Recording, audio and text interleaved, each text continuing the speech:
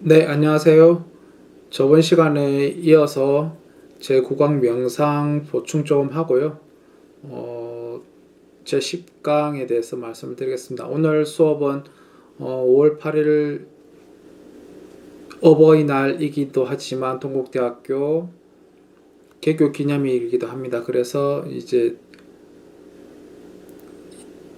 이 보강으로서 영상 수업을 시작하도록 하겠습니다. 자, 해보도록 하겠습니다. 저번 시간에 명상을 좀 했는데요. 여기서 제가 제일 마지막에 설명 안 드린 게 있어가지고 설명을 드리도록 하겠습니다. 자, 이제 불교 명상하면 선수행이 가장 대표적인 수행이 됩니다. 근데 이제 그 수행을 체험하기 위해서 만든 게 템플스테이라고 하는 것입니다. 템플스테이 같은 경우는 여러분들께서 누구나가 다 그냥 여기에 참여하시고 싶으시면 가셔서 신청하시면 되는데, 보통 템플스테이라고 하면 그냥 일상을 경험한다고 되어 있는데, 이 일상이 뭐냐라고 하니까 우리가 흔히 절에서 하는 일상을 경험하게 됩니다. 근데 요즘은 절에서 하는 일상이 그러니까 절에서 보았을 때 외부인 혹은 여러분들과는 조금 달라가지고 많이 어려움을 겪고도 하시는 분들도 계십니다. 그런데 이제 그 어려움보다는 템플스테이 참여하셔갖고 참선이나 명상 수행법 혹은 뭐 다른 것들을 많이 하고 할 수 있으니까 한번 참여해 보시기 바랍니다. 홈페이지를 한번 가보겠습니다. 여기 보시면 출처에서 템플스테이 홈페이지에 이제 주소가 있는데, 그냥 아무 검색 포털에 가셔서 템플스테이 하면 나올 겁니다. 나올 거니까 한번 보시고요. 한번 들어가 보도록 하겠습니다.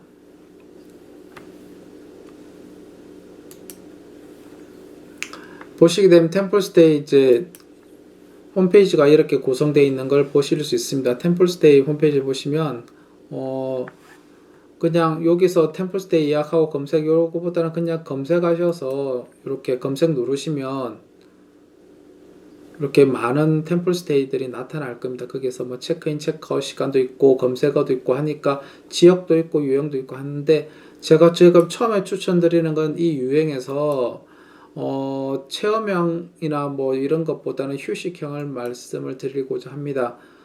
당일형의 경우에는 그날 당일 왔다 갔다 하는 거라서 그렇게 템플스테이를 많이 느낄 수는 없으시고요. 보통 휴식형을 많이 하시다 보면 휴식형 많습니다. 휴식형이라는 게 다른 게 아니라 가셔서 머무시는 동안 아무것도 하지 아니하고 그냥 절에 공양 드시고 그냥 내 마음대로 쉴 수 있는 공간이기도 합니다. 가셔서 아마 휴식하시는 것이 가장 좋으신 방법이기도 합니다.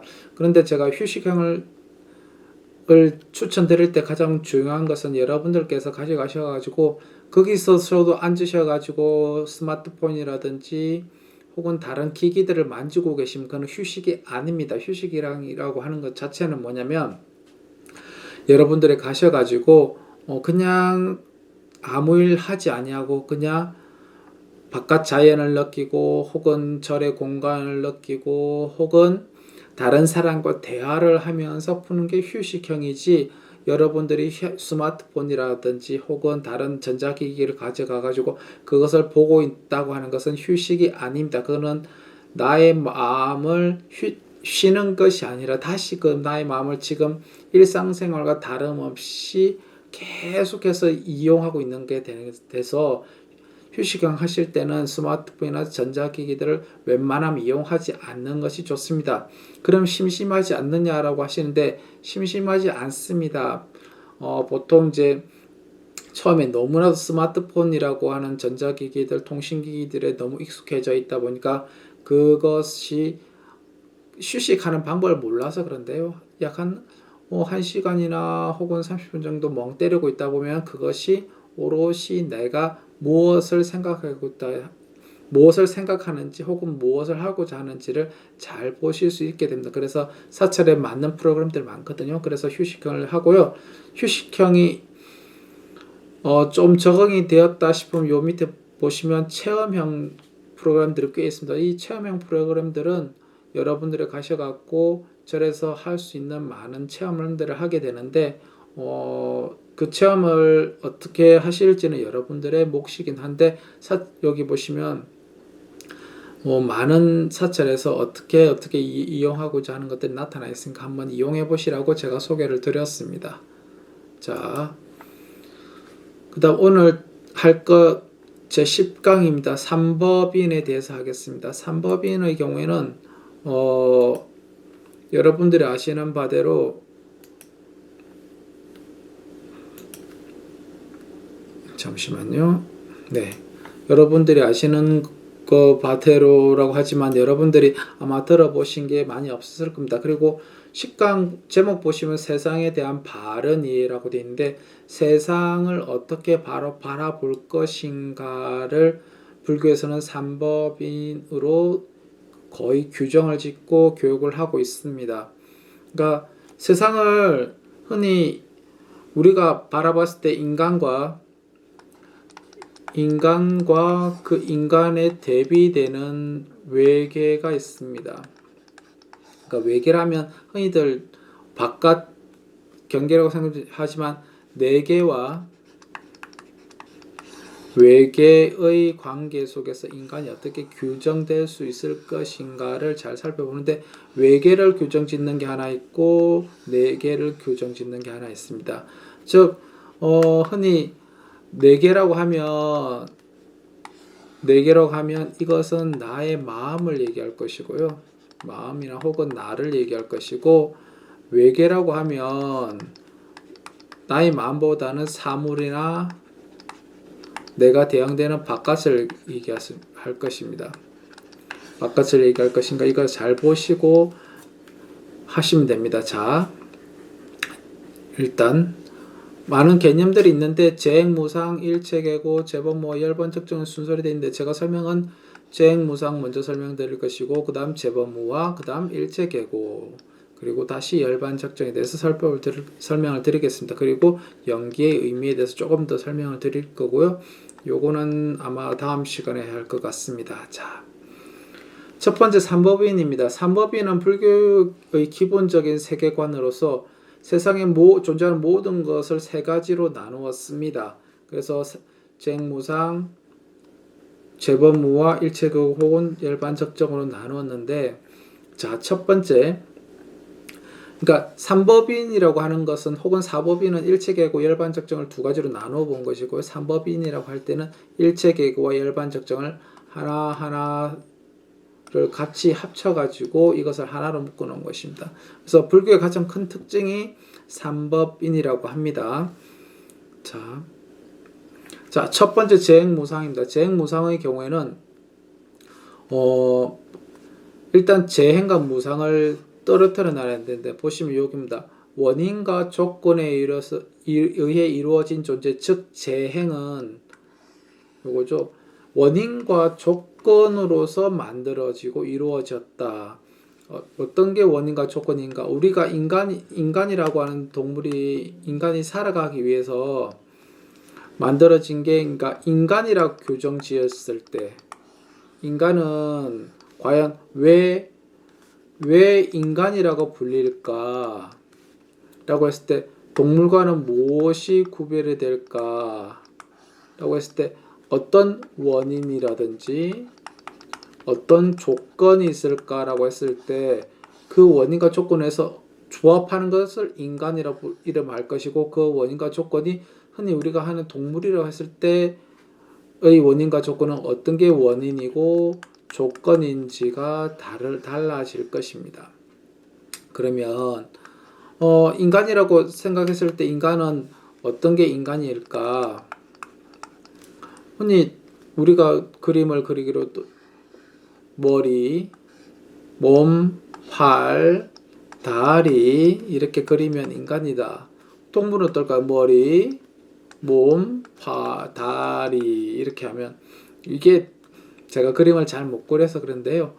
동물과 인간을 어떻게 대비를 시킬 것인지를 잘 구분해야 되는데 그러면 인간만이 가지고 있는 특징은 과연 무엇입니까? 라고 했을 때 이게 여러분들이 생각했을 때 이것이 인간만의 특징입니다라고 했을 때 인간을 규정을 지을 때 철학자들은 어떻게 규정을 지었을까라고 하니까 이건 르네상스 시절에 그러니까 서양에서는 이거 인간의 규정을 이제 생각하는 존재로서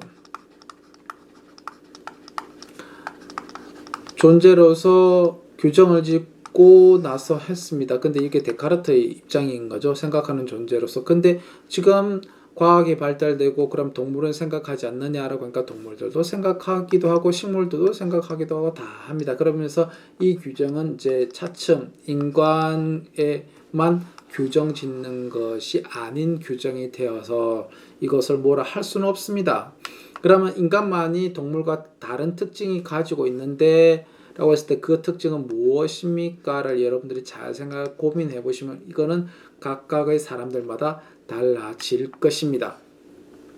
그런데 인간이고 혹은 동물이고 인간도 동물의 영역에 속하면 그런데 식물이고 이런 것들을 규정 지을 때에 만들어진 조건이 있을 겁니다. 그리고 무생물 이런 규정들인데 이 규정들은 어떤 규정을 얘기할 건지에 따라서 달라집니다. 즉 인간을 동물에 넣을 건지 아니면 이렇게 끊어서 여기는 생물에 넣고 나머지 자연, 그러니까 바위라든지 그리고 혹은 물이라든지 이것을 무생물에 끊어 넣고 하려면 이게 각각의 규정에 따라서 달라집니다. 그런데 재행무상이라고 했을 때 이 재행무상은 모든 것을 다 가리킵니다. 인간을 비롯한 생물을 혹은 무생물 그리고 심지어 온 우주도 마찬가지입니다. 온 우주도 다 붙여서 이 모든 것은 무엇 할 것인지냐라고 영원하지 않습니다라고 말씀을 드릴 겁니다. 왜 영원하지 않느냐라고 하니까 여러분들이 아시는 바대로 영혼이라고 하는 것 자체의 구분입니다. 영혼을 어떻게 구분 지을 것인지 한번 생각해봅시다. 제가 항상 말씀드리는 인간은 유한한 존재입니다. 유한한 존재인데 유한한 존재인 인간이 무엇을 추구하느냐면 유한한 존재의 생과 살을 항상 갖게 됩니다. 그러면 이 살을 극복하기 위해서 곧 죽음을 극복하기 위해서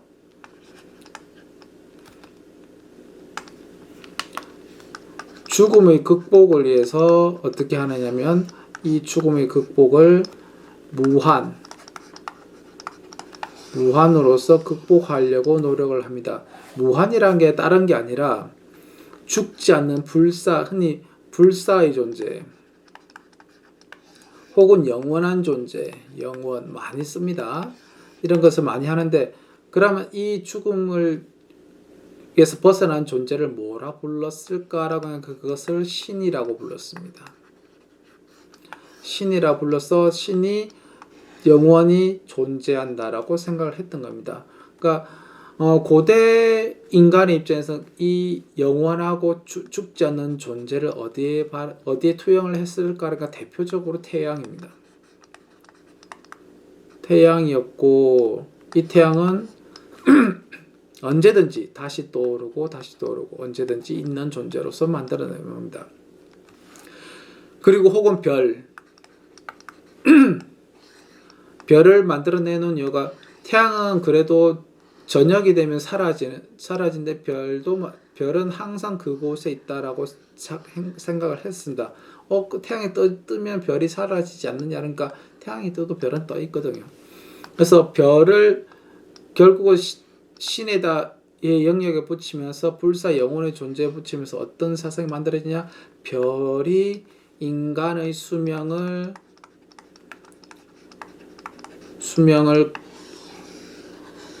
관장한다의 생각까지 갑니다. 그래서 인간을 태어나게 하는 존재인 별들 혹은 태양이라든지 그런 것들로 만들어지게 된다. 고대에서는요. 근데 이게 이런 태양이나 별들 혹은 자연물이라고 하는 것을 해서 자연물이라는 것에서 무엇을 만들어내느냐라가 여기서 신의 인격화를 만들어시킵니다. 인격화를 만들고 나서 그 인격화된 신이 다시 인간을 창조하는 것으로서 나타납니다.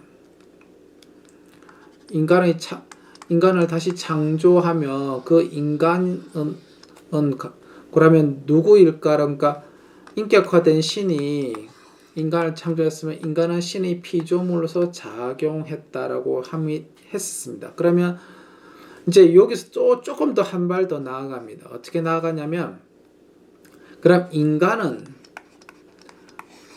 인간의 본성은 그럼 무엇이었을까라고 하는 것으로 나타납니다. 그럼 인간의 본성은 신이라고 하는 존재가 내재되어 있다라고 얘기를 했습니다. 내재되어 있으니까 이 내재되어 있는 인간의 본성은 신이 관장합니다. 그래서 내재되어 있는 인간의 본성이 영원하다라고 생각을 했던 거죠. 근데 영원하지 않다라고 하는 건 뭐냐면은 그거는 흔히 나중에 제법 모아에서도 얘기를 많이 길게 드릴 텐데 인간이라고 하는 거, 항상 수명은 유한합니다. 언젠간 죽습니다. 그런데 신이라고 하는 것 자체가 들어오면서 무한을 성을 추구했지만 그래도 유한한 존재입니다. 뿐만 아니라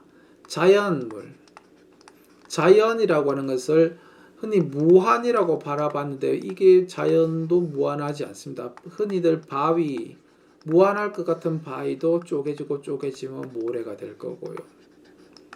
그 모래가 다시 바위가 되든지 혹은 다른 것이 되든지 계속 변화해 나갈 겁니다. 무엇이든지 그렇습니다. 물도 마찬가지겠죠. 물이 얼면 얼음이 될 거고 그것이 기화하면 수증기가 될 거고 그렇다고 수증기나 얼음이 또 물이 되었다라고 하지만 이 물이 과연 영원할까는가 영원하지 않습니다. 왜? 흔히 여러분들은 맨날 배우죠. H2O. 전기 분해하면 어떻게 돼요? 물로 변하나요? 아니죠. 그냥 수소와 산소로 끊어져서 수소가 발생하고 산소가 발생합니다. 그럼 수소와 산소는 성질이 물과는 다르단 말이에요. 그러니까 이 수소와 산소의 결합으로서 물이 발생해서 물이 다시 변화하고 다시 어떻게 될지도 모릅니다. 수소도 마찬가지입니다.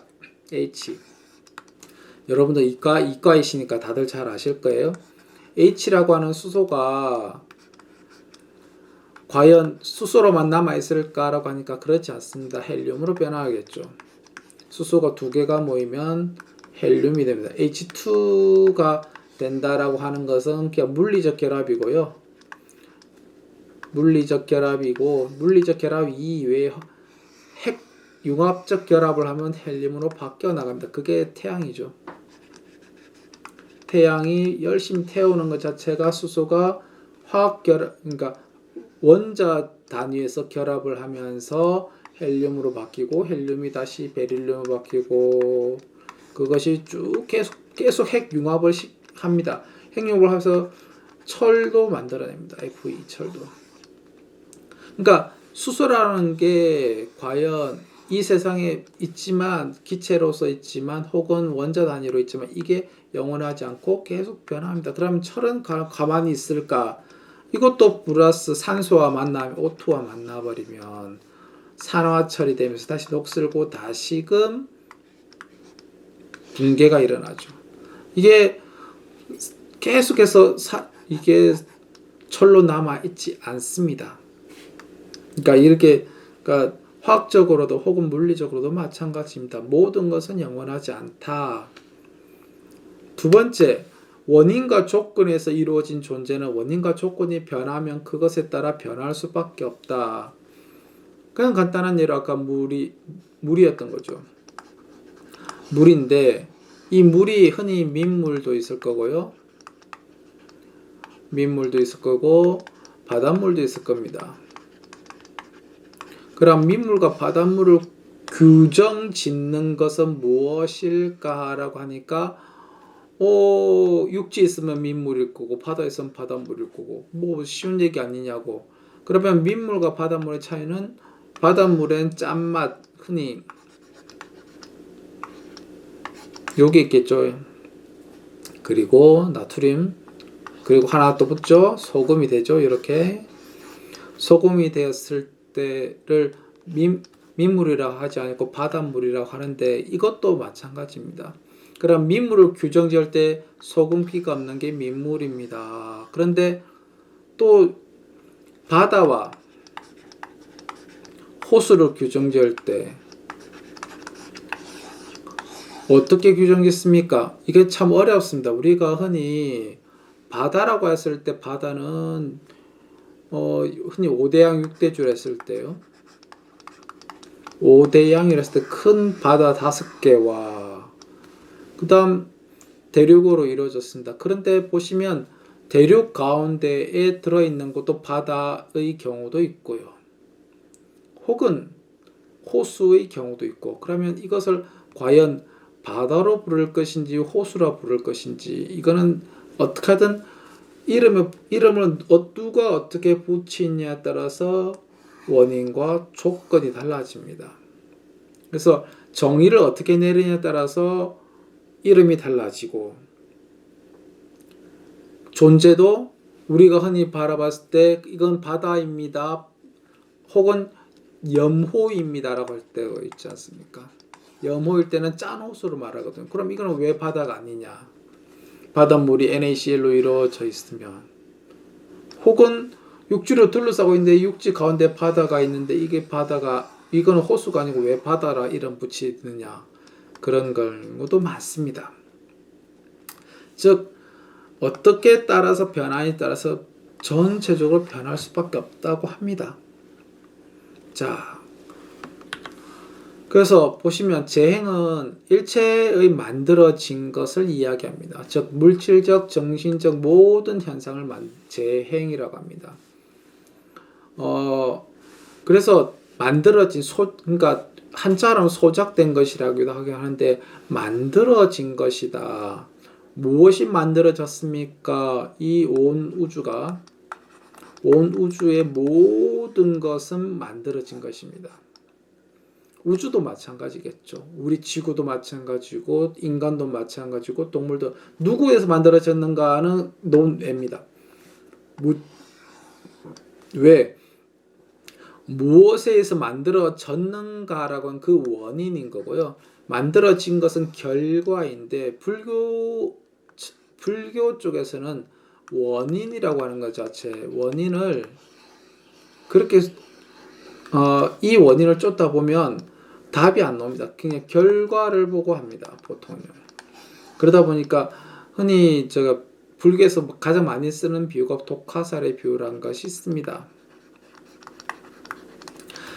어떤 사람이 길을 갈 때 두 사람이 길을 가는데 가다가 한 사람이 화살을 맞았습니다. 근데 독화살이어가지고 독이 온몸에 퍼지기 시작합니다. 그래서 옆에 있는 사람이 화살을 빨리 뽑아야 됩니다라고 했을 때 이 사람이 뭐라고 대답하냐면 나는 이 독화살을 뽑기 전에 이 독화살이 어디에서 날아왔는지 이 독은 무엇인지 누가 왜 쏘았는지를 알기 전에 나는 이것을 뽑지 않겠다라고 하면서 뽑지 않는다라고 합니다. 그러면 이 사람은 어떻게 됩니까? 곧 죽습니다.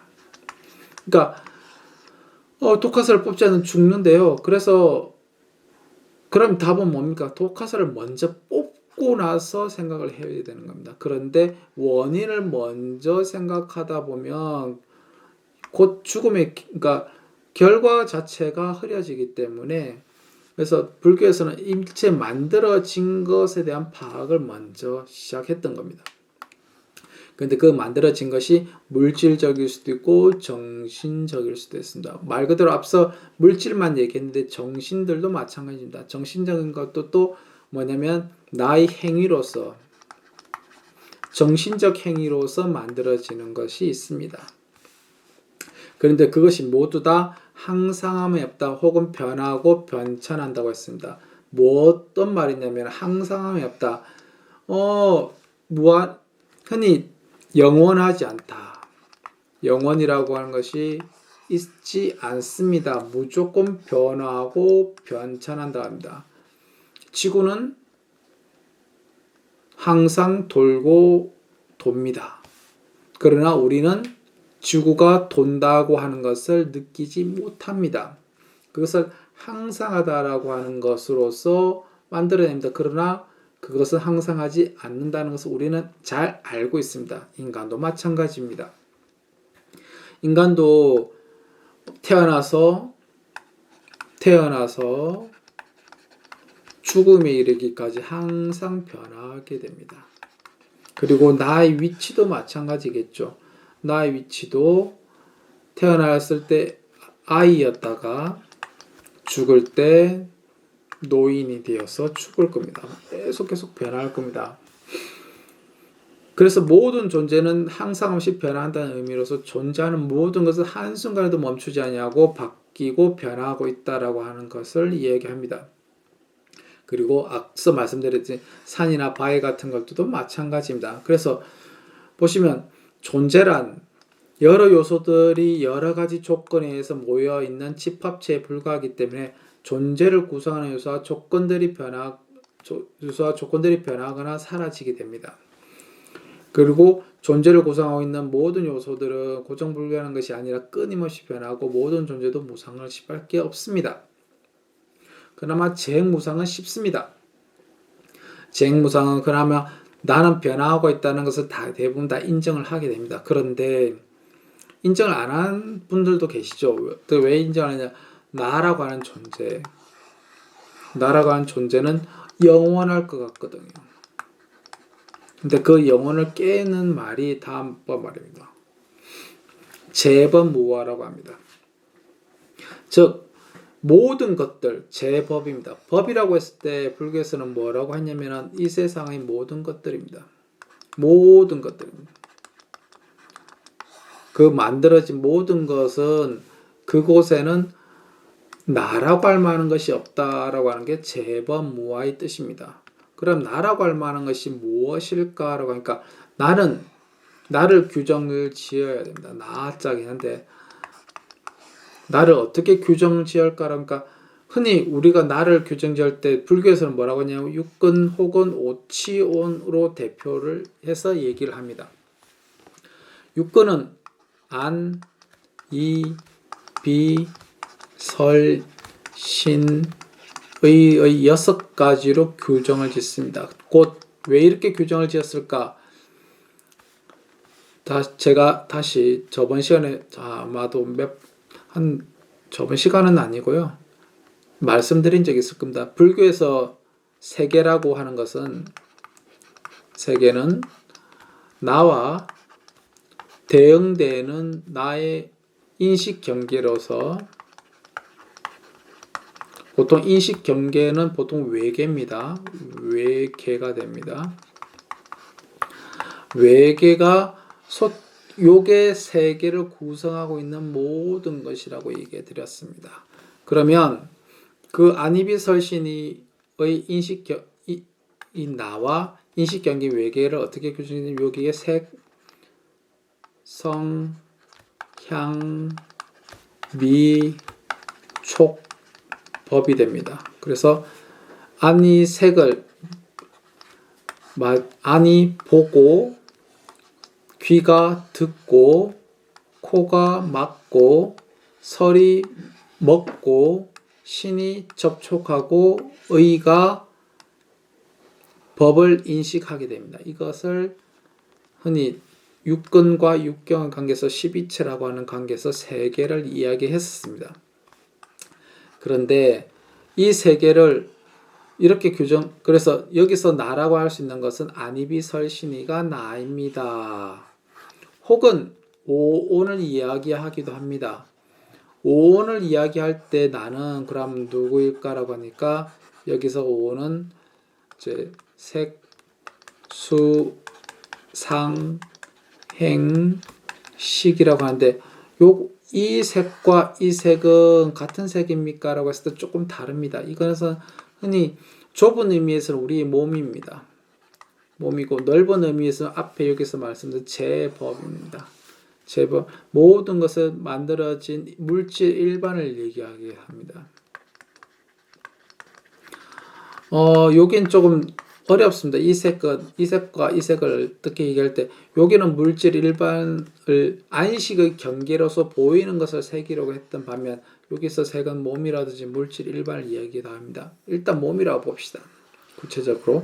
몸인데, 이 몸이 바깥 경계를 받아들일 때 받아들이는 형상이 수상행의 과정을 겪어서 받아들이게 됩니다. 그리고 식이라고 하는 마음에 기억하고 기록하게 됩니다. 이 식이 흔히 요게 될 수도 있습니다. 요거는 나중에 제가 다시 설명을 드리겠습니다. 요건 좀 복잡한 얘기라서, 그렇다고 여러분들께서 그렇게 자세히 알아야 될 필요보다는 그냥 불교에서 이렇게 가르친다 정도만 아시면 될 거고요. 일단 오늘은 무엇을 할 것이냐, 그러니까 인간은 그래서 육근 안이비설신이 오온이라고 하는 수상행식을 뭐라고 하냐, 상일성이라고 합니다. 그 하나의 성품만을 가지고, 항상 하나의 성품만을 가지고 있습니다. 혹은 주제성, 내가 모든 것을 주제합니다 라고 하는 것을 가지고 있습니다 라고 착각을 합니다. 그런데 불교에서는 그게 아닙니다 라고 얘기할 겁니다. 그게 왜 아니냐라고 하니까, 흔히 상일성, 온, 잘 봅시다. 온이야, 육근에서 안, 즉 눈을 얘기했을 때 눈은 기능이 무엇인가 라고 했을 때 이건 보는 기능, 본다의 기능을 할 겁니다. 본다의 기능을 하는데, 그럼 눈만이 과연 볼 수 있을 것인가 라고 하니까 의식도 우리는 무엇을 볼 겁니다. 의식이 볼거든요. 그러면 눈은 바깥 경계를 보지 않느냐라고 하면, 그럼 맹인은 어떻게 할까요? 맹인은 눈은 있을 때 그 눈의 기능이 퇴화돼서 보는 기능이 퇴화됐습니다 했으면, 그럼 맹인은 보지 못할까요? 하니까 그렇지도 아니하거든요. 맹인은 우리가 우리가 행하지 못하는 방법으로서 다시 보는 기능을 하게 됩니다. 곧 항상 하나의 성품만을 가지지 않습니다. 그리고 절대적이지도 않습니다. 흔히 여러분들이 생각하셨을 때 아름답다라고 하는 의미,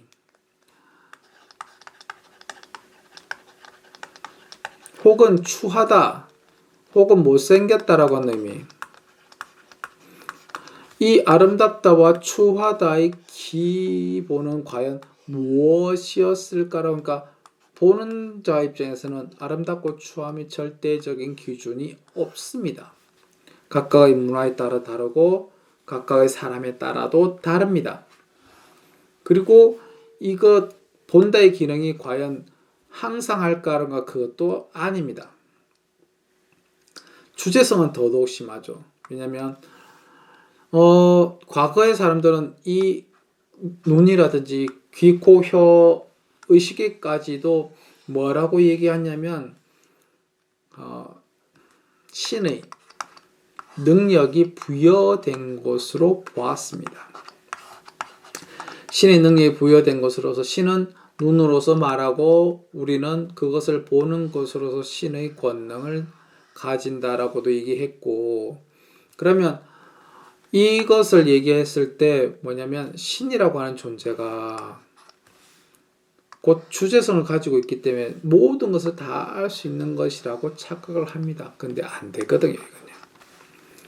그래서 나라고 하는, 근데 왜 이렇게 믿게 됐냐면, 나를 규정지을 때 어떻게 규정지느냐, 신을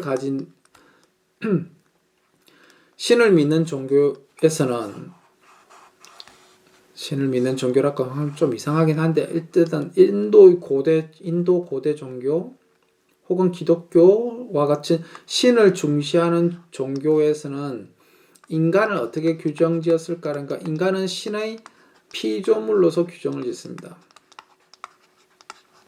신의 피조물로서 규정을 짓다 보니까 인간에게 신의 마음이 혹은 신이 내재되어 있다는 생각에까지 이르게 됩니다. 그러니까 요게 이제 인도 종교에서는 버마이력이라고 하기도 하고요. 혹은 기독교에서는 삼신설이죠. 그래서 이 모든 것이 신이 내 인간 안에 내재되어 있고 이 인간은 신의 마음으로서 살아갑니다. 그래서 인간이 죽음에 이르게 되면 어떻게 됩니까? 라고 하니까 죽음에 이르게 되면 이 합일되어 있고 혹은 신이 내재되어 있는 인간에서 벗어나서 신으로 되돌아가는 것보다는 다시금 태어나서 재생을 해서 다시 신이 다시 그 인간의 몸에 들어간다라고 했던 거죠. 이렇게 되니까 어떤 것이 만들어지냐라고 하니까 문제가 있습니다. 자, 인도에서는 계급이 있습니다. 계급 중에서 높은 계급인 브라హ만의 경우에는 신의 머리가 될 거고요. 낮은 계급은 신의 발이 될 겁니다. 수두라의 경우는 머리와 발. 그러면 신의 머리이기 때문에 이건 명령하는 존재가 되고요. 신의 발이기 때문에 이건 명령을 따르는 존재가 될 겁니다. 행위의 존재가 될 겁니다. 행동하는 존재가 되어서 신의 머리의 명령으로서 발은 항상 행동을 하게 됩니다. 이거는 계급 마땅한 거죠. 신이라고 하면요.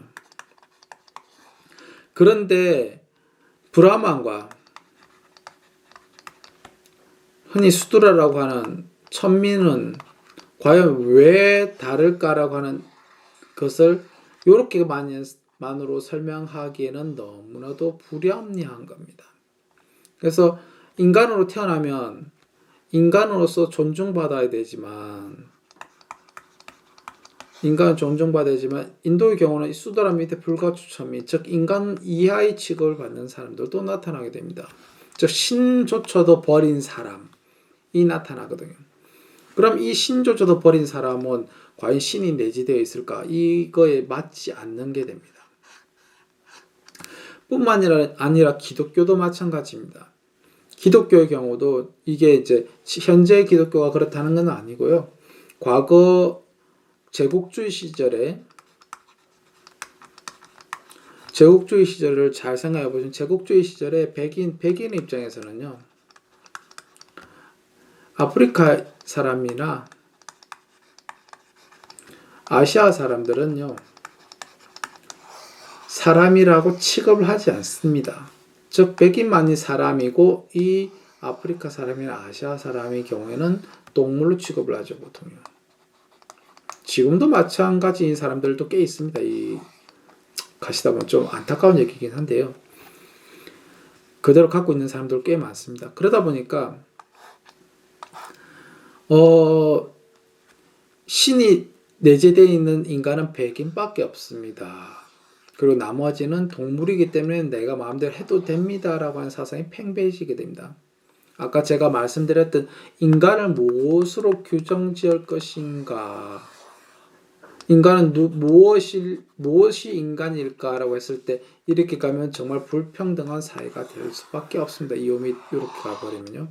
너무나도 불평등하기 때문에 이것은 도리에 맞지 않습니다. 또한 이제 여기서 조금 더 나아가서요. 보시면 우리가 나라고 믿는 것이 곧 육근이나 오치온이라고 하면 나라고 하는 것은 무엇을 나라고 확고하게 규정 지을 것인가, 눈을 나라고 할 것인지 마음을 나라고 할 것인지 규정 짓기가 엄청 힘들어지게 됩니다. 혹은 손가락이 나일까요? 요즘 의학이 발달돼서 손가락이 하나 없어도 살아갑니다. 그 떨어진 손가락은 과연 나일까요? 아니거든요. 떨어졌기 때문에 내가 아니게 되는데 나라고 착각할 수 있습니다. 자, 참 어렵습니다. 이 얘기는요. 근데 그거에서 또한 마찬가지입니다. 오치온, 색, 수상행시, 여기도 색과 식을 얘기를 해드리면, 몸뚱아리가 나일까요? 마음이 나일까요? 라고 했을 때, 어떤 게 과연 나일까요? 그러니까, 나라고 하는 것이 마음이 과연 나일까요? 몸이 나일까요? 이렇게 했을 때, 이 모든 것은 나라고 할 만한 것이 없습니다가 됩니다. 자, 그래서 보시면 제법 모든 존재에는 즉 아가 없습니다. 여기서 아는 우파니샤드의 아트만인데 절 조심해야 되는 게 여기서 나를 규정을 지을 때 나는 무엇입니까를 규정을 지어야 됩니다. 그런데 신의 종교에서는 무엇으로 규정을 지었냐면 아트만, 즉 신의 성품이 나에게 들어온 것이 아트만이라고 됐습니다. 그럼 나는 본질은 신의 성품입니까? 라고 했으면 그건 불변적이고도 영원한 존재가 될 겁니다. 생물 변화를 벗어나서요. 그런데 불교에서는 뭐라고 하냐면 이 신의 성품이 나라고 규정 지을 수 없다라고 합니다. 왜 그럴까라고, 그러니까 앞서 말씀드린 그런 불평등이 고조가 되기 때문에 그 불평등은 과연 옳지 않은 것입니다 라고 얘기할 겁니다. 그래서 보시면 모든 존재는 비실체적인 여러 가지 요소들로 이루어져서 시시각각 변하면서 존재하는 것이기 때문에 그 속에서 고정불변한 실체적인 아가 없다라고 했습니다. 여기에서요. 뭐냐면 비실체적인 여러 가지 요소, 실체, 눈은 과연 실체일까 실체가 아닙니까? 라고 했을 때 눈은 뭐 흔히들 우리 얼굴에 있는 눈을 그리기 참 어렵네요. 얼굴에 있는 눈이 과연 눈일까? 그럼 눈이 없다라고 하는 생물은 과연 눈이 있을까 없을까? 눈이 없는 생물.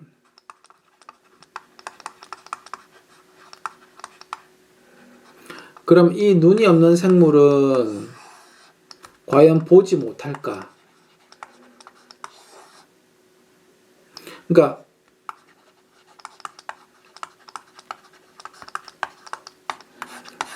여기서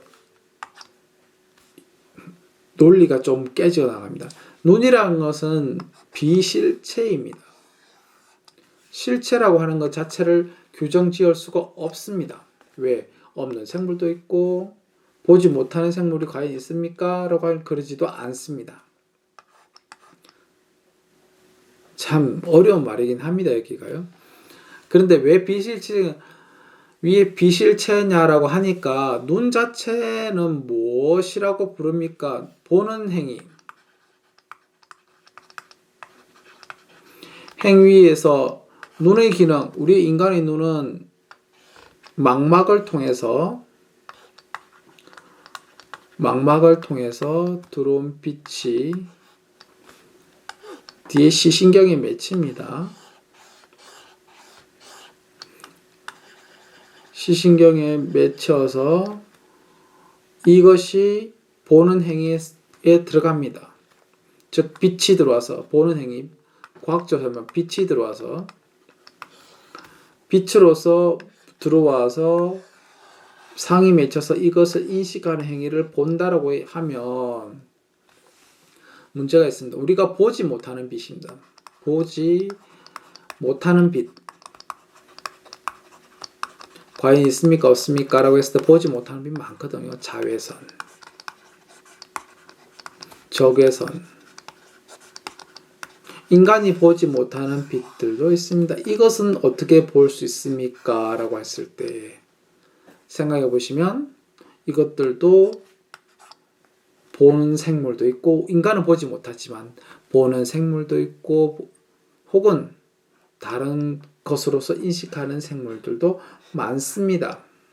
그럼 빛이라고 하는 것 자체도 실체화를 할 수 없고, 왜냐면 보지 못하는 빛과 보는 빛을 어떻게 규정을 지을 것인지도 잘 생각해보요. 인간이 보지 못한다고 해서 그것이 빛이 아닐까, 자외선일까, 적외선일까.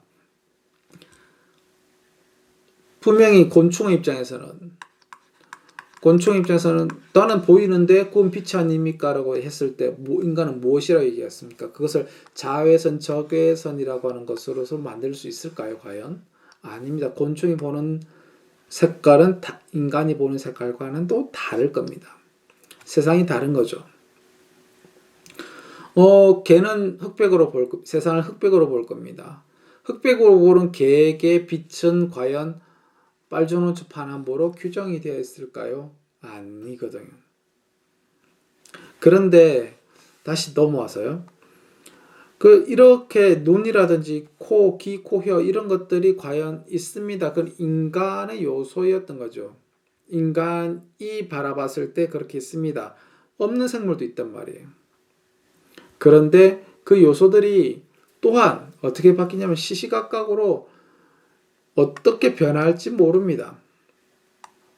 그래서 본다라고 하는 의미를 어떻게 규정을 지을지 조금 어렵습니다. 마음으로 보는 것이 보는 것일까요? 아니면 눈으로 보는 게 보는 것일까요? 그리고 마음으로 보는 내가 있을 거고요. 혹은 내다라고 하니까 좀 이상 나가 있을 거고요. 눈으로 보는 나가 있을 겁니다. 그럼 과연 무엇이 실체입니까? 육체가 실체일까요? 아니면 육체가 아닌 마음이 실체일까요? 라고 했을 때 무엇을 실체라고 흔히 또 육체와 마음이 합해진 것이 실체라고 얘기할 수도 있습니다. 그런데 육체가 어느 정도 결여가 되어 있습니다. 흔히 장애인 같은 경우. 장애인의 경우는 어느 곳에든 하나가 결여되어 있습니다. 결여되어 있는 사람을 과연 그 마음까지 결여되어 있다고 얘기할 수 있을까요? 그것도 아니거든요. 그럼 마음이 결여된 사람도 또 있습니다. 흔히 얘기하는 요즘에 제일 흔한 건 아니고 잘 대표적인 조현병이라고 하는 정신병이 있습니다. 이 조현병은 마음에 몇 사람이 있습니다. 몇 사람이 있어. 이 몇 사람이 계속 싸웁니다. 그러면 어떤 게 자기 마음일까요?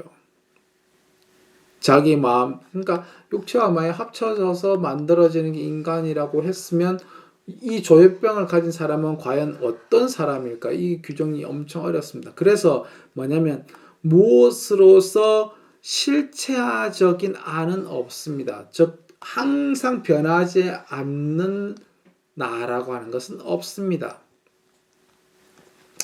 자, 또 한 가지 봅시다. 어떤 얘기를 들을 거냐면 이 얘기가 조금 어려운 얘기라서 제가 말씀 많이 드리는데 어떤 얘기를 할 거냐면 여러분들의 경우에 나는 무엇으로 규정될까? 관계 속에서 규정이 되거든요. 뒤에 관계 얘기를 할 겁니다. 관계 속에서 규정인데 어떤 관계냐? 아버지와 어머니의 아들과 딸로서 규정이 지어지는 나가 있을 거고요. 형제와 자매의 형제 자매로서 규정이 지어지는 나가 있을 거고 친구 관계에서 규정이 지어지는 나가 있을 겁니다.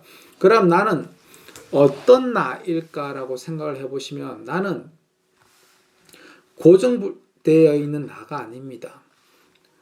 아버지, 어머니 입장에서는 부모, 자식 간의 관계에서 나아가 될 거고요. 형제, 자매 간의 정말 형제, 자매 간의 관계 속에서 나아가 될 거고 친구와의 관계 속에서 나는 또 다른 나가 됩니다.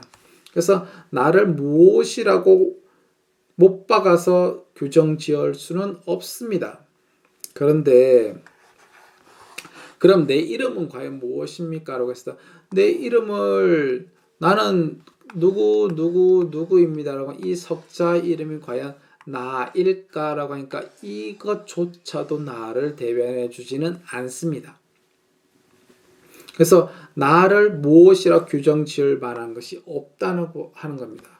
그래서 보시면 재범무한은 현상적인 존재, 즉 행위의 주체인 자아를 부정하는 것은 아니라 고정불변은 실제적인 아만을 부정한다. 이게 얘기가 뭐냐? 이거 좀 어려운 얘기인데, 자, 뭐냐면 자아인데 여기서 잘 보시면 요게 한자를 아시면 이 자자 아닙니다. 이건 가자입니다. 그리고 아자입니다. 근데 행위의 주체적인 자아, 자 이거는 어떻게 규정되는 나냐라고 하니까 잘 보시면 나는 무엇으로 구성되어 있습니까? 그러니까 앞서 말씀드렸듯이 나는 오온 얘기는 제가 오온 얘기할 때 또 자세히 말씀을 드릴게요. 그래서 그냥 여기서는 대충 훑어봅시다. 수, 상, 행, 식이 모여서 나를 구성을 합니다. 나를 구성하는데 나는 색, 수, 상, 행, 식이 과연 어떻게 구성되는 이것들이 합쳐져서 이 5가지가 합쳐서 나를 가립을 시킨다고 합니다. 불교에서는요. 그것을 한자로 표현하면 설립져서 가립을 시킨다. 가짜 나를 만든다라고 합니다. 본래 나는 색에도 규정되지 않을 거고 수에도 규정되지 않을 거고 상에도 규정되지 않을 거고 행에도 규정되지 않을 거고 식에도 규정되지 않을 건데 나는 이것들이 모여서 나를 만듭니다라고 만들어 넣어놨어요. 그것을 가아라고 합니다. 근데 이것이 행위를 합니다. 이 행위로 인해서 내가 만들어지고 내가 규정이 됩니다. 그래서 행위의 주체는 있습니다. 그런데 그럼 재범모에서는 어떤 얘기를 할 거냐면 행위의 주체는 있으나 그 행위의 주체를 무엇이라고 규정 지을 수 없기 때문에 가짜라고 했었습니다. 즉 아까도 말씀드린 내 이름이 누구입니다 라고 했을 때 이것이 나를 규정 지을 수는 없거든요. 단편적인 예로 사과를 예를 한번 봅시다. 사과라고 했을 때 여러분들의 머릿속에 떠오르는 사과 혹은 사과라고 하는 말이 과연 실체적인 사과를 이야기할 수 있을까라고 그러니까 절대 이야기하지 못합니다. 이거는요. 언어로 규정된과 동시에 사과가 실체화가 될까? 아닙니다. 그 실체적인 사과를 언어적 표현으로 규정짓고 우리 머릿속에서 규정질 뿐입니다. 사과의 종류도 많을 것이고요. 사과의 생긴 모양도 다 다를 거고 그 색깔도 다 다를 거고 맛도 다 다를 건데 이 사과 하나만으로 규정 지을 수 있을까? 못하거든요. 우리의 이름도 마찬가지입니다. 내가 가지고 있는 이름 자체가 나를 과연 대변할 수 있습니까? 라고 하니까 그러지 못합니다. 그런데 착각하죠. 보통 이 이름이 나입니다 라고 보통 착각하죠. 그것이 이 이름을 뭐라고 했냐면 보통 가라고 했습니다. 실체적인 아. 그러면 이 실체적인 아는 무엇입니까? 그러니까 이 실체적인 아는 요 얘기입니다. 요 아트만 얘기입니다. 고정불변한다. 그러면 진짜 나 여기 반대말로 흔히 불교에서는 진나라고 하는 얘기를 씁니다. 진아라고 하는 용어를 쓰는데 그럼 실체적인 나는 과연 있습니까? 라고 했을 때 그럼 이것을 찾아보자. 이것을 찾는 방법의 가장 대표적인 방법이 앞서 제가 구강에서 얘기해드렸던 명상이기도 하고 선이기도 합니다. 과연 내가 어디에 있습니까?를 찾아봅시다 라고 하는 것이 불교였습니다. 자, 거기다가 보시면 모든 것에는 고정성이 없다. 이를 무자성이라고 한다라고 되어 있습니다. 즉 자성, 그 자체로서 독립된 형이상학적인 존재가 없습니다가 무아 이론입니다. 그러면 이것은 어떤 얘기를 할 거냐? 앞서 말씀드린 것과 똑같습니다. 나는 어머니 아버지로서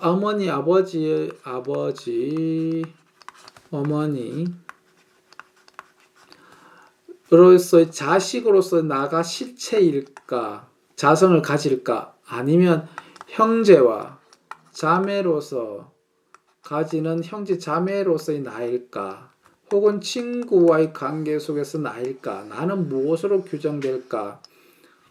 라고 했을 때 나는 그 자체로 독립적이지 않습니다. 왜냐하면 관계 속에서 나를 규정 지을 수밖에 없거든요. 그러면 나 홀로 존재하지 않느냐? 나 홀로 존재하지 않습니다. 절대요.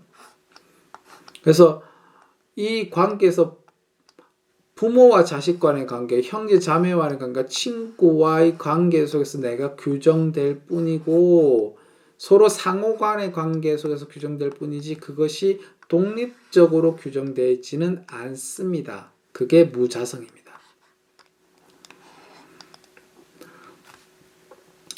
그런데 이게 조금 어려워서 나중에 대신 그래서 이 고정 대신에 오온으로 설명 이 오온이 근본불교에서는 고정부분에서 존재로서의 R을 대신에 존재라는 것을 전체로서 오온으로 설명한다라고 되어 있지만 오는 앞서 말씀드렸지 가를 얘기할 때 쓸 겁니다. 요거는 나중에 제가 오온 설명을 드릴 때 조금 더 자세히 설명을 드릴게요.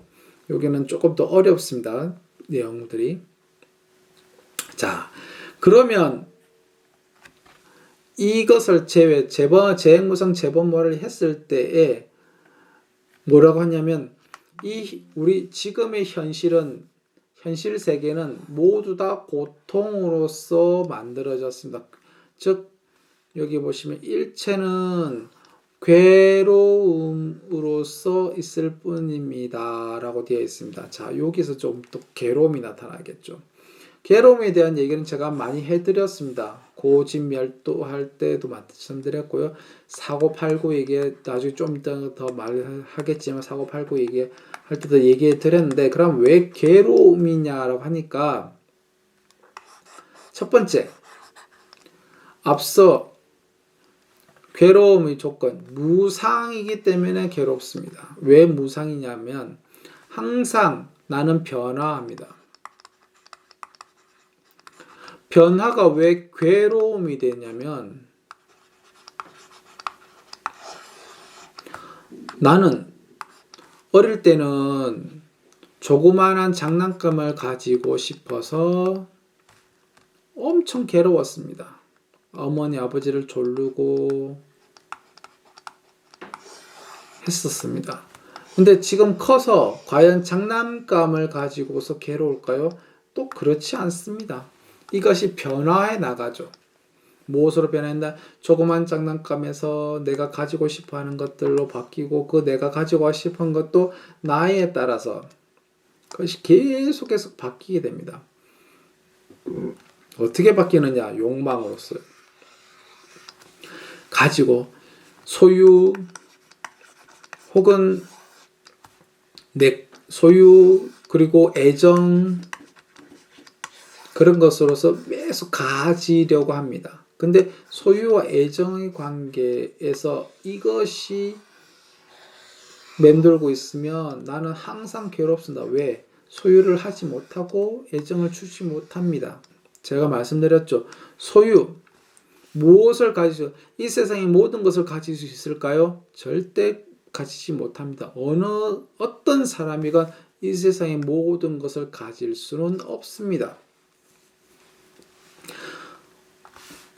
이건 명확히 알고 있다. 그럼 나를 애정해 줄 수 있는 사람은 누구입니까? 라고 하니까 나는 나를 사랑하는 사람 과연 누가 이 세상에서 나를 가장 누가 사랑할까요? 하니까 가장 사랑하는 사람은 나일 겁니다. 그런데 문제가 됩니다. 또 나인데 내 자신이 앞서 말씀드렸듯이 내 자신이 누구인지 모릅니다. 나란 존재가 누구인지 모르기 때문에 애정을 가질 수 있는 것이 없어졌습니다. 그럼 이성적으로 애정을 가질 수 있을까요? 이것도 안 됩니다. 왜?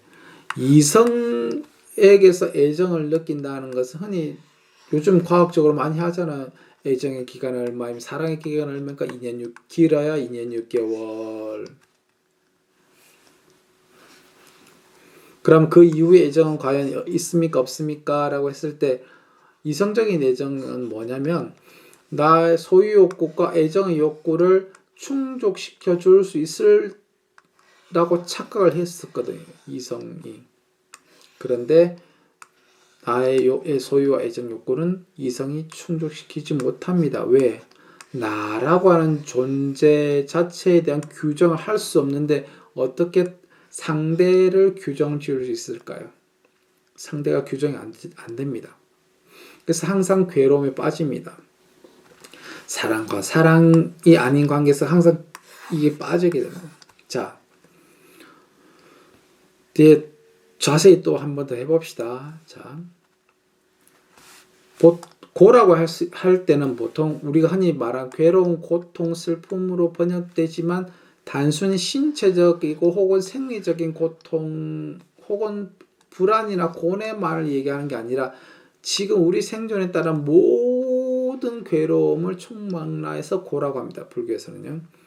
그러면 지금 나의 생존을 위협하는 모든 것이 고통입니다. 지금 나의 생존을 위협하는 것이 무엇입니까? 라고 했을 때 내 생존을 위협하는 것은 시시각각으로 다가오는 시간이 될 수도 있습니다.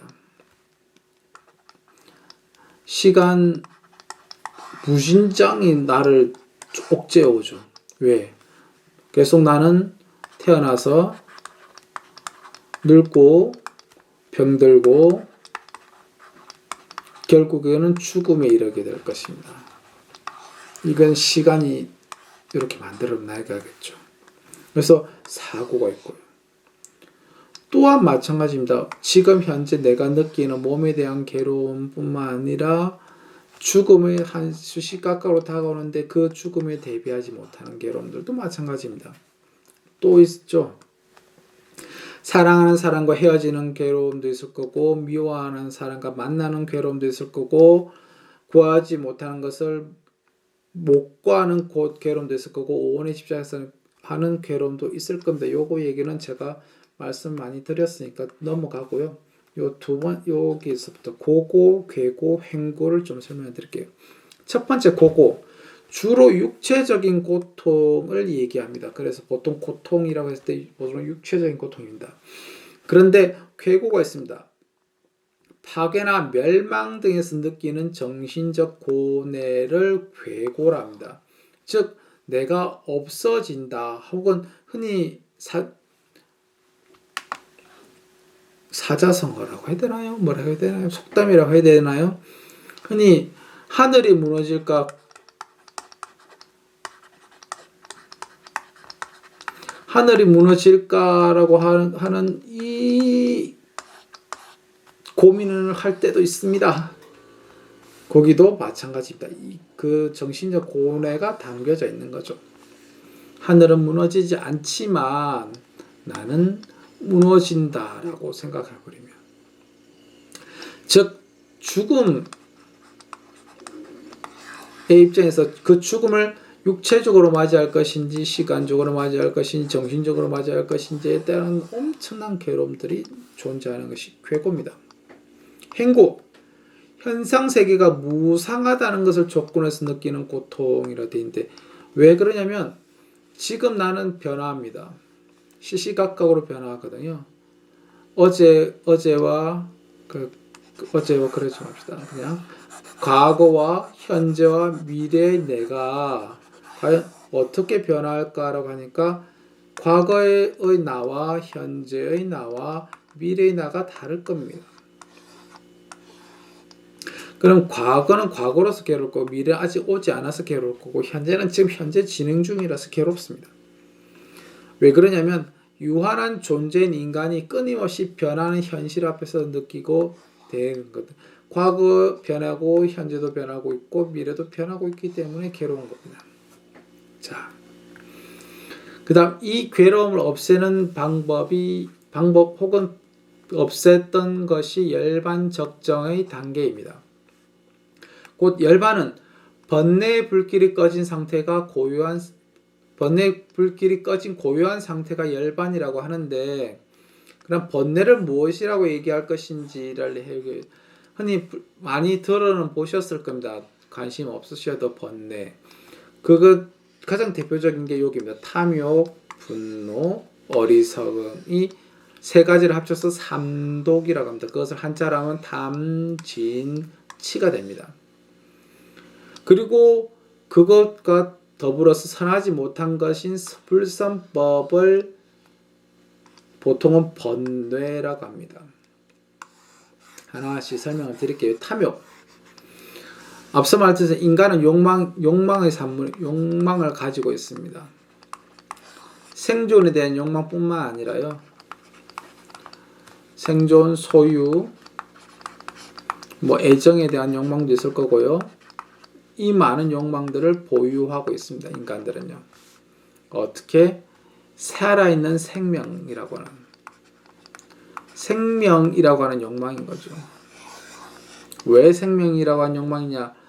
생명은 분명히 무엇을 가지고 있습니까? 라고 하니까 살아야겠다는 마음, 가져야겠다는 마음, 사랑하고 싶어하는 마음, 대부분 이게 뭐냐면 유한을 극복하기 위해서 만들어져 있는 것들입니다.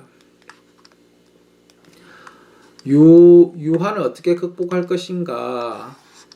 생존으로서 혹은 애정으로서 또 다른 생존으로서 무한으로서 향해 나가려고 합니다. 그러다 보니까 항상 욕망을 가지고 있습니다. 그것이 재물욕이 되었건 혹은 다른 성욕이 되건 혹은 식욕이 되건 다 마찬가지입니다. 전부 다 유한에서 무한으로 가고자 함이었습니다. 그런 욕망들인데 그 욕망들이 가장 대표적인 게 많습니다. 우리가 흔히 요것들도 있지만 한자로도 많습니다. 뿐만 아니라 분노도 있습니다. 이 분노는 어떤 게 있냐면 흔히 화라고 하죠. 화라고 하는데 이 화는 어떤 게 화일까라고 하니까 분노는 혹은 화는 누구를 대상을 시킬까? 대상이 있습니다. 대상이 있어서 그 대상에게 표출할 겁니다. 그런데 문제가 있습니다. 그 분노나 화의 원인은 없습니다. 원인이 없거든요. 왜 그러냐면 대상에 표출했는데 내가 문득 화가 났습니다. 문득 화가 나가지고 그 상대방에게 그 화를 표출을 했는데 가만히 되짚어 보니까 그 원인은 과연 무엇이었을까? 흔히 대표적으로 화가 나는 대표적으로 그 사람이 나의 자존심을 건드렸습니다 라고 얘기할 수도 있습니다. 그러면 자존심이라는 걸 한번 봅시다. 과연 자존심이란 게 과연 존재할까? 앞서 제가 뭐라고 했냐면 제법모아에서 무자성이라고 했습니다. 자존심이란 것 자체가 형상이 없습니다. 형태가 없고 형상이 있고 대상이 없습니다. 자존감. 과연 내가 어디 있는데 그 자존심을 누가 건드렸단 말입니까? 가 됩니다. 근본적으로 들어가면 그렇습니다. 근데 표면적으로는 자존심이 있고 다 있다라고 생각을 합니다. 그런데 불교에서는 자존심에 대한 형상은 없다라고 합니다. 그런데 그래서 대상이 화풀이 하다 보니까 화풀이 했는데 그 원인을 살펴보니까 잘 없습니다. 실질적으로도 마찬가지입니다. 여러분들이 화를 내었는데 왜 어느 정도 지나고 나면 내가 왜 화를 내었을까를 곰곰이 생각해 보면 내가 왜 화를 냈지라고 할 수도 있습니다. 그럴 때 대상을 어떻게 할 방법이 없습니다. 분노를. 그 원인을 모르거든요. 여기는 더 심하죠. 어리석음. 치는 어떤 어리석음이냐니까 가장 대표적인 치를 뭐라고 했냐면 무명이라고 합니다. 보통은요.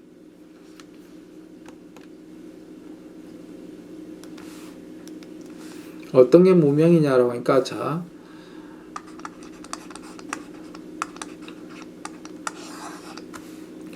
나라고 하는 존재가 있습니다. 나는 나를 파악할 수 없습니다. 나를 볼 수가 없습니다. 그럼 나를 어떻게 바라봐야 될까? 가장 대표적으로 나를 바라보는 방법이 아까 제가 말씀드렸던 명상이기도 하고 선이기도 합니다. 그런데 일반적으로 내가 내 이성 혹은 내 마음으로서 나를 어떻게 바라볼까? 그러니까 무명으로 덮여져 있습니다. 무명으로 덮어서 바깥에선 바라볼 수가 없습니다. 계속 튕겨서 나오거든요. 왜? 지금 내가 생각했을 때 나를 무엇으로 규정짓고 나는 어떤 존재입니다라고 나를 한 번이라도 생각해 본 적도 없고요. 보려고 해도 보이지가 않습니다. 가장 큰 무명이거든요. 요게요. 그리고 가장 큰 어리석음이고 나는 무엇으로 규정됩니까? 라고 했을 때에 불교에서 나를 규정 지을 수 있는 것은 아무것도 없습니다. 가 불교적 대답이고요. 이 나를 볼 수만 있다면 그럼 이 무명이라고 하는 것은 어리석음, 이 어리석음을 걷어낼 수만 있다고 하면 나를 바로 볼 수 있는 내가 됩니다. 바로 볼 수 있는 사람이 됩니다. 그 사람을 뭐라고 했냐면 성인이라고 말하고 했습니다. 그런데 인간은 나를 똑바로 바라보지 못합니다. 보통은. 안타깝게도 그렇습니다. 저도 마찬가지고요. 그래서 이렇게 되는 것이 가장 큰 번뇌 중에 한 가지라고 했습니다. 여러분들의 번뇌라고 하면 몇 가지가 생각나시냐면 들어본 적은 있을 겁니다. 108번뇌 혹은 들어보신 건 없고 98수면 이 정도가 있는데요. 108번뇌 얘기를 할 건 아니고요. 이런 번뇌의 종류가 이 탐진치의 세 가지 말고도 엄청나게 많은 것을 아실 수 있습니다. 그리고 이제 불선법 얘기를 조금 해드리자면 불선법은 조금 우리가 요거 얘기는 조금 다른 얘기처럼 들릴 수도 있지만 불교에서 자 이게 여러분들이 배운 학문이 좀 달라서 그렇습니다. 왜냐면 기독교적인 세계관 계속 제가 기독교 얘기해드려서 기독교 믿으시는 분들은 죄송한데 기독교적인 세계 죄송합니다. 그런데 기독교적인 세계관에서는 항상 이분법이 존재합니다. 그럼 불교는 안 그럴까? 불교도 이분법적으로 보긴 하는데 기독교만큼 그렇게 보지는 않습니다. 어떻게 기독교는 어떤 이분법으로 보고자 하냐라고 하니까 선이 있으면 그에 대립되는 악으로 봅니다. 선과 악. 그러면 선도 아니고 악도 아닌 것은 뭐라고 얘기할 것입니까? 가 딜레마가 됩니다. 기독교 입장에서는 선악을 구분은 편합니다. 선한 것은 하나님의 편이 편할 거고요. 악은 하나님 편이 아닌 곳이 악입니다. 그래서 이분법적으로 보는데 불교는 이렇게 보지 않습니다. 왜? 선악의 개념에서 벗어납니다. 선악의 개념에서 어떻게 벗어나니까 악하다고 하는 것 자체에 대한 본질을 얘기를 하지 않습니다. 자, 뭐냐면 불교에서는 선을 얘기하기도 합니다. 착할 선, 좋을 선자죠. 근데 선의 반대는 뭐냐? 불선입니다. 그러니까 이렇게 두 가지가 대립되는 게 아니라 어떻게 대립을 시키냐면 그림을 잠시 그리자면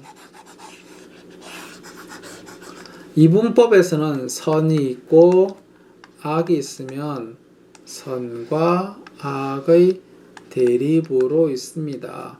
그 중간은 모르겠어요. 근데 불교는 어떻게 하냐면 이렇게 끊어나옵니다. 전체를 얘기해서 선법이 있고 불선법이 있습니다.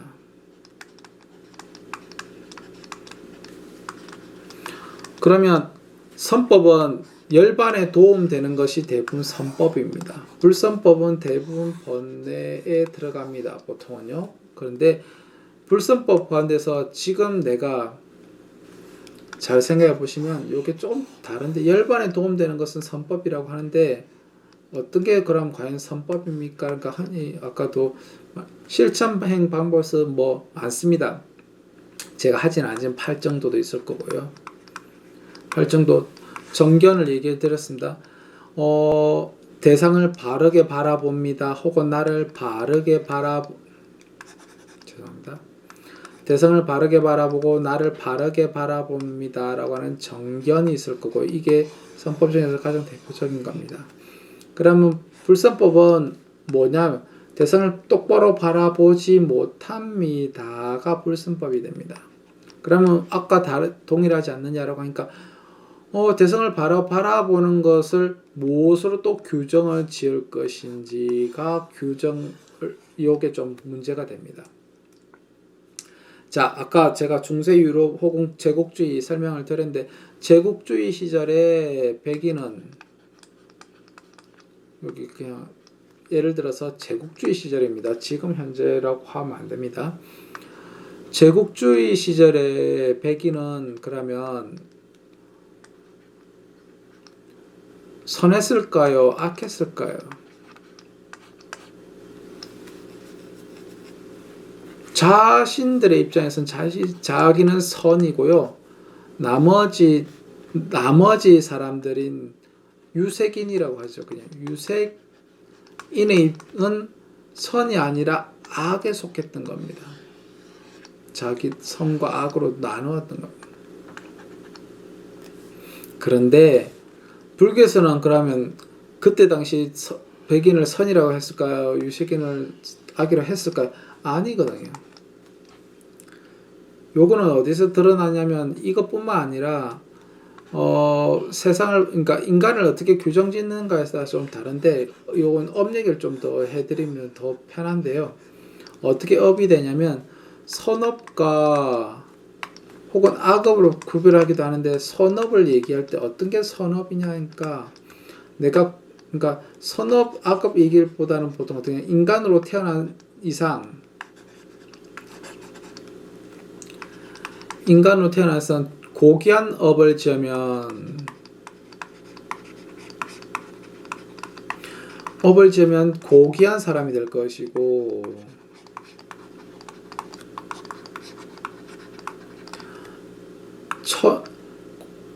고귀하지 않는 업을 지으면 고귀하지 않는 사람이 된다라고 얘기합니다. 그러니까 인간을 바라봤을 때 어떤 얘기를 하냐면 불교는 지금 내가 하고 있는 지금의 행위로서 그것이 열반에 도움이 되느냐 열반에 도움이 되지 않느냐를 바라보고 혹은 그것이 많은 이들에게 도움이 되느냐 혹은 도움이 되지 않느냐를 바라본 겁니다. 여기서의 그냥 백인과 유색인으로 나눈 것과는 다릅니다. 그래서 불선법이라고 하면 선법을 제외한 나머지 것들입니다. 그래서 불선법에는 아무것도 하지 않는 것도 포함이 됩니다. 즉 인간을 백인과 유색인으로 밖에 나눌 수 없습니다라고 하면 안 됩니다. 이것뿐만 아니라 다른 인종도 있을 거란 말이에요. 분명히 인간을 어떻게 딱 칼로 벨 수 있을까요? 절대 안 됩니다. 선도 악도 마찬가지입니다. 이것도. 근데 기독교 입장에서는 좀 편했습니다. 왜 그러냐면 하나님의 생각에 위배되는 자는 다 악인 거고 하나님의 생각과 일치되는 자 혹은 하나님을 믿는 자가 대부분 다 선이었기 때문에요. 이분법적으로 편합니다.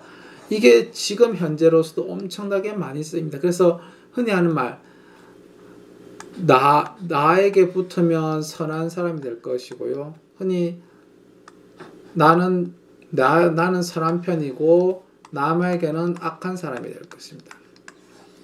남에게부터 악한 사람이 되는 게 남입니다. 그래서 나와 대립되는 존재로 항상 바라봅니다.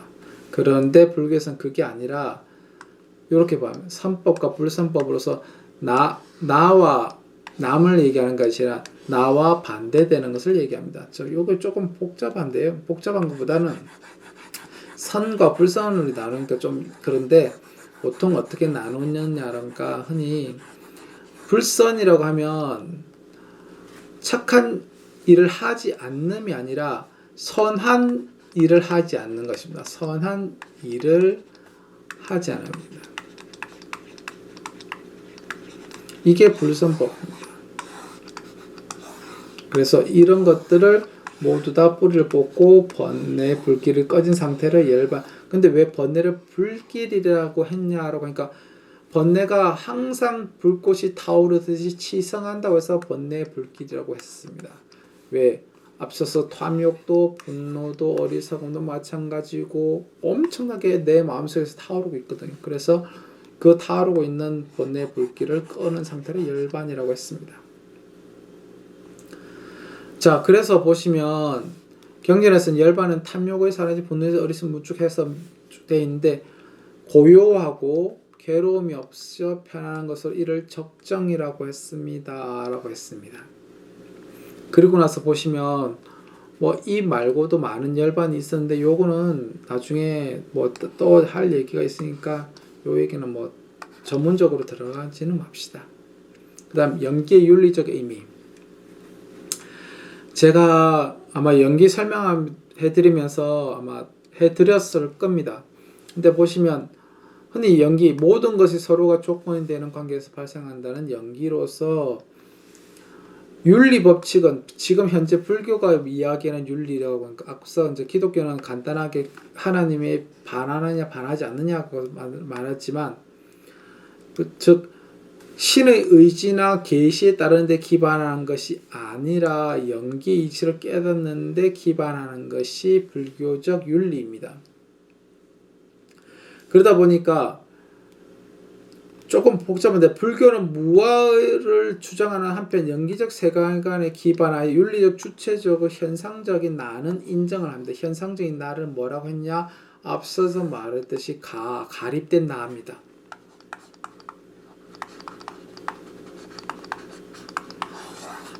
가립된 나, 어떤 나냐라고 하니까 만들어졌어요. 무엇으로 만들어진가? 지금 현재 여러분들은 동국대학교에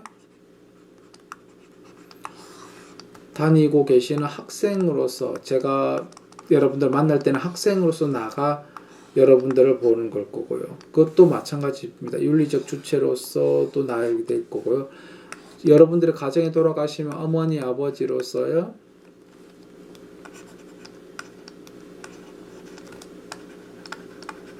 아버지의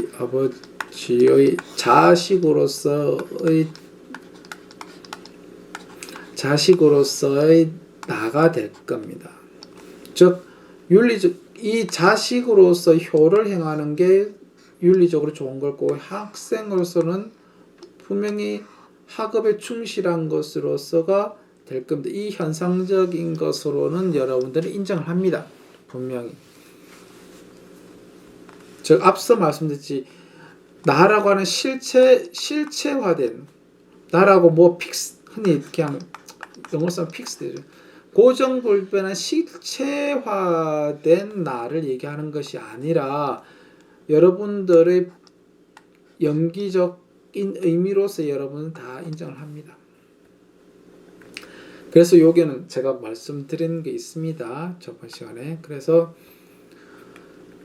여기 얘기 중중무진의 연기 세계에서 서로 통하고 서로 의존하는 상적 상황의 관계로서의 나를 이야기하고 그것의 나는 무엇이라고 할 수 있습니다. 앞서 말씀드렸듯이 즉 나라고 하는 존재는 나는 자 부모님이 있으면 부모님이 있으면 부모와 자식 간의 관계로서 내가 존재하고요. 그리고 서로 의존도 하기도 합니다. 즉, 나는 부모님의 아들과 딸일 수도 있고요. 혹은 그 가족의 일원으로서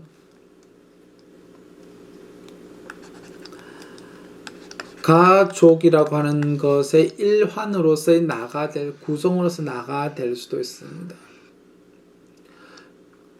항상 의존합니다. 누구와? 관계에 의존하고 그리고 관계에 맞닿아 있습니다. 그래서 상즉 상입이라는 한자 용어를 씁니다. 뭐냐면 관계에 맞닿아 있어서 부모와 자식 간의 관계, 그러나 항상 같이 의존하기도 하고, 분명히 형제가 있으면 그 형제와 나의 관계로서도 인정을 할 겁니다. 거기서 또한 가족이 만들어질 거고요. 그러다 보니까 형제, 부모 이런 관계 속에서 나는 무엇으로 규정되어질 것입니까? 라고 하니까 여기가 가족이 될 수도 있고 여기가 가족이 될 수도 있고 여기가 가족이 될 수도 있고, 혹은 부모와 나의 관계가 될 수도 있고 부모와 형제의 관계가 될 수도 있고 나와 형제의 관계가 될 수도 있고 전체의 관계가 될 수도 있습니다. 그러니까 나를 규정 지을 때 나를 뭐라고 할 수는 없습니다. 절대요. 거기서 나는 무엇입니까? 라고 했을 때 나는 또한 나 자신이 곧 나 자신 혼자서도 가족이 될 수도 있습니다. 분명히. 왜냐면 나를 보고서 그 집 사람이다 라고 얘기할 수도 있거든요. 흔히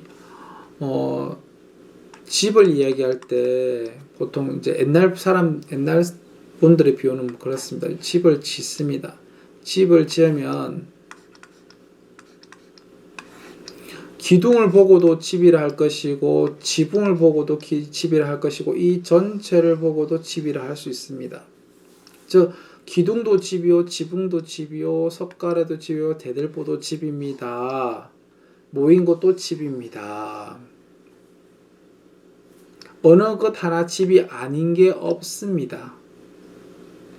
그게 요거 상즉 상입의 관계입니다. 그래서 현상적 차원에서 나라고 하는 것은, 현상적으로 나라고 하는 것은 말 그대로 이 관계 속에서 존재하는 요 친구도 있겠죠. 관계에서 항상 계속 나가 계속 바뀝니다. 그래서 일시적이라고 합니다. 즉 여기서의 나, 여기서의 나, 여기서의 관계 속에서 나, 혹은 이 관계 속에서의 나, 혹은 다른 관계 속에서의 나가 서로 존재할 수밖에 없다라고 합니다. 나라고 하는 사람은 도대체 몇 명인지 모릅니다. 자, 그리고 여기에 얘기를 좀 더 하자면